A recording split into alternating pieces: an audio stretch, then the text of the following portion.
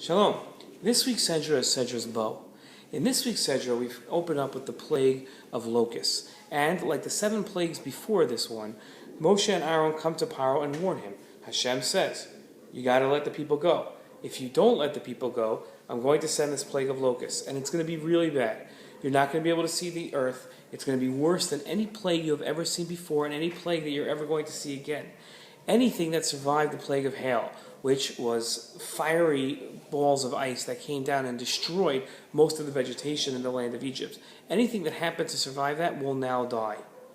When they were finished, it's incredible. When they were finished with talking to Paro, Moshe and Aaron simply leave Paro's presence, in which case Paro is left alone with his servants and his advisors, and they turn to Paro and say, how long are you going to allow Moshe to be a stumbling block for us?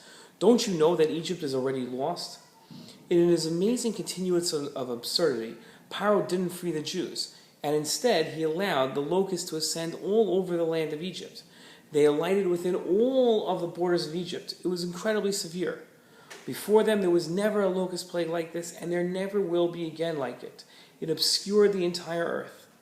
The trees fell over, the vegetation was destroyed, and the fields throughout all of Egypt were completely annihilated.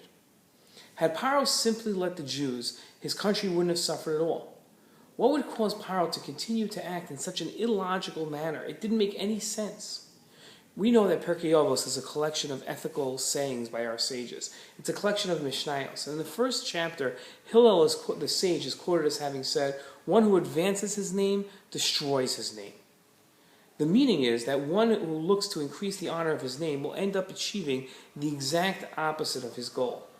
How did Hillel know this? Hillel's approach to life was one of peace. Earlier in Pirkei Avos, he is quoted as having said, be of the disciples of Aaron, loving peace, a pursuer of peace, and one who loves his fellow creatures. Hillel knew that the way to success in all areas of life, but most of all in interpersonal relations, is by seeking peace. If one is instead focused on his own honor and not on peaceful harmony with others, he is bound to make mistakes. He's bound to turn others off and lose the reputation that he was trying to build in the first place. Paro's entire life was centered around the sustaining of his reputation. He played himself off as a god, and as long as people believed that he was a god, he would keep his position as king. Instead of working for the peace of his people, Paro worked to advance his name. This didn't allow him to give in to Moshe and Aaron's demands, and ultimately to recognize that God was set on destroying Egypt if Paro wouldn't free his people. It brought on the downfall of Paro.